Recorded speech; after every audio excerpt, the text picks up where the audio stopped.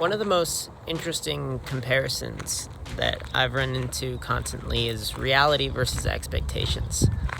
You might even see a lot of videos online that are comparing reality to expectations.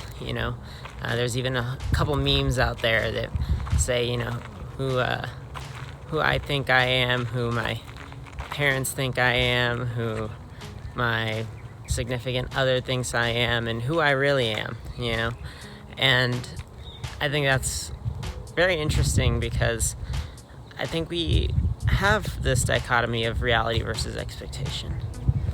And one of the reasons we may develop expectations is actually out of the need for survival. If we know how something's going to turn out, if we have a good understanding of how something works, or at least some sort of sense of certainty as to what a certain action will result in, we have a better chance of surviving. If we can accurately say, if I do this, this will happen, it makes it way more navigatable for us. It's hard to navigate a world without certainty. And so what we do is we create expectations.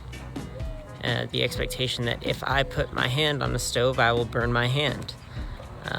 And that if I'm maybe locked away at home, that I'm safe. Or that if, I work a certain type of job and have a certain type of house and a certain type of car, that I have security. And while this survival mechanism is really useful for us, it begins to cause a lot of disconnect between what the world really is and what we expect it to be. When we've been kind of programming ourselves for a long time to feel a sense of certainty in something, a sense of expectation for what a certain action will result in, what a certain person might be doing if we end up working with them or communicating with them or becoming friends with them, building a relationship with them. There's an expectation there that it will be maybe the way that you predicted it to be, or it will work out the way it's worked out in the past. And when reality doesn't meet that expectation, we get disappointed. We begin feeling very confused and very insecure all around because we had this expectation of security and that wasn't being met by our reality.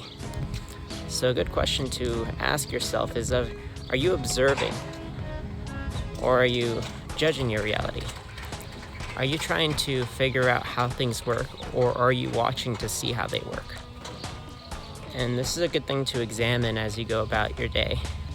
When you have a thought, when you have an emotion, you can ask yourself, am I just looking at this for what it is, or am I trying to make a judgment about it so I know how to act in the future? And having this awareness can then disconnect us from our expectation and bring us into a sense of, hey, this is what's happening. And maybe that's all that's happening. Because again, when we have expectation, we're building on more to the story than we're actually getting. So one of the things that we can also do, and today I'm wearing a Silent Planet shirt, and the singer of Silent Planet is a man named Garrett Russell, and he has this line in one of their songs that says, trade your certainty for awe, or Tony Robbins would say, trade your expectations for appreciation. But I think this is a very good phrase to kind of remember, to think of and say, could I trade my sense of certainty for just a sense of amazement and wonder and mystery in the everyday of the world? Could I look at life with a scientific perspective and say, let's see what happens. If I do this, what happens? And simply just observe life and see what happens as we go about life. I'll leave you with that. Have a great day.